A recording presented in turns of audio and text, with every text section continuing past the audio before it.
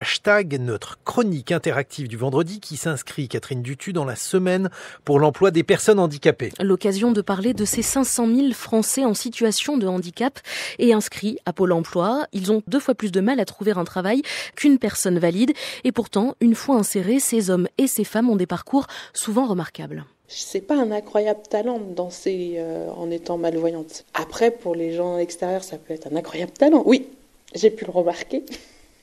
Sur des danseurs professionnels qui, quand on leur demande d'avoir les yeux bandés, c'est autre chose. Vous venez d'entendre Fabienne Ostan, elle est danseuse et c'est vous qui l'avez rencontrée, Tara Schlegel. Avec son rire perlé et ses beaux yeux qui vous fixent avec animation, Fabienne Ostan n'a rien qui laisserait deviner son handicap et pourtant, elle est atteinte d'une rétinite pigmentaire depuis toujours, ce qui ne l'empêche pas, elle qui adore la musique et la danse, de donner des cours via son association Danse les yeux fermés. Dans mon association, j'ai envie d'y retrouver des gens lambda à qui je vais faire découvrir ce monde de la déficience visuelle, mais au travers d'un art qui sera la danse.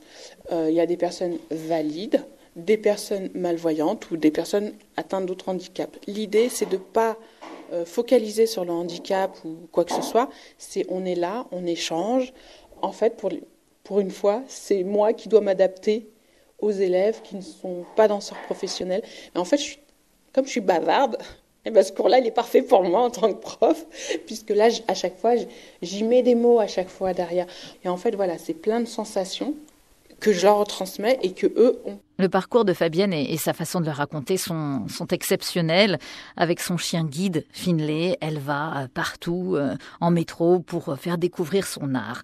Écoutez maintenant une autre voix que les auditeurs vont reconnaître forcément, celle d'un grand reporter qui lui aussi voit le monde autrement qu'avec ses yeux. Quand on arrive dans un pays, par exemple, quel qu'il soit, que ce soit en Europe ou en Asie, on est toujours frappé par les odeurs. Les odeurs de pollution, les odeurs d'épices, par exemple, en Inde, les odeurs de feu. Par exemple, quand on est en Afrique, il y a beaucoup de choses. Et puis après, il y a le toucher aussi. Quand on va, par exemple, à la montagne, on va toucher des roches volcaniques, on va toucher des fleurs, des plantes, des arbres. Et puis il y a le bruit des camions, le bruit des trains, de la population, de la foule aussi, un bruit. Après, bien sûr, les contacts humains, c'est très important. Quand on va à l'étranger, d'échanger avec les gens. Et là aussi, à travers les échanges, les discussions autour d'un dîner ou d'un café, permettent aussi de s'imaginer un peu le pays dans lequel on est. Ben oui, Hakim qui nous raconte sur notre page hashtag ses voyages, son amour de la radio. Voici maintenant un autre homme, Catherine, qui lui aussi relie les êtres humains. Olivier Janel a créé Roger Voice. C'est une application qui permet aux personnes sourdes, comme lui, de téléphoner. Avant de créer ce projet, je travaillais chez Orange. Et j'ai trouvé ironique de ne pas pouvoir moi-même téléphoner. Donc, j'ai eu un déclic en utilisant la reconnaissance vocale automatique pour transcrire les conversations au téléphone. Transcription indispensable car sinon, un sourd profond comme Olivier Janel doit regarder son interlocuteur. Je vous entends très bien, mais je ne comprends pas ce que j'entends. Ce n'est pas du tout net. Donc, j'ai besoin de lire ce Volave. Et Volave, en fait, ce que ça va faire, ça va me structurer le son que j'entends. Alors, j'apprécie la musique, que j'aime bien. Je peux écouter de la musique classique, du rap ou autre chose, mais disons que je vis dans un monde où tout est de couleur rose, par exemple, ou dans un monde impressionniste. Il ne faut pas croire, Catherine, en écoutant Hakim ou Olivier, que l'insertion est simple pour les personnes en situation de handicap. Elles sont en France 1,5 million encore au chômage. Cédric Laurent, qui s'exprime aussi bien qu'Olivier Janel, a fait de grandes études. Il est ingénieur chez EDF, très militant, parfaitement intégré, mais quand même inquiet. Par rapport à tout le parcours que j'ai exposé, il y a eu des moments où je me suis senti incompris, isolé. Et c'est important d'en parler aussi.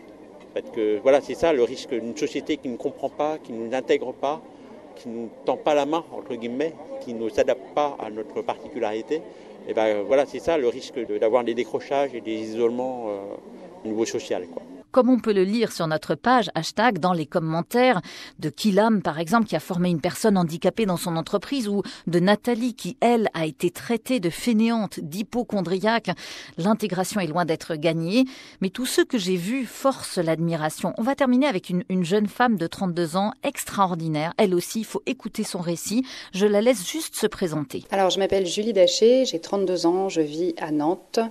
J'ai validé une thèse en psychologie sociale en décembre dernier. Je suis auteure transmédia, on pourrait dire ça, donc sur un blog, sur une chaîne YouTube, sur une bande dessinée. Je donne aussi des conférences, je travaille sur un documentaire, sur un autre livre, voilà. Et je cherche aussi un poste d'enseignant-chercheur. Et je suis autiste Asperger. J'ai été diagnostiquée à l'âge de 27 ans.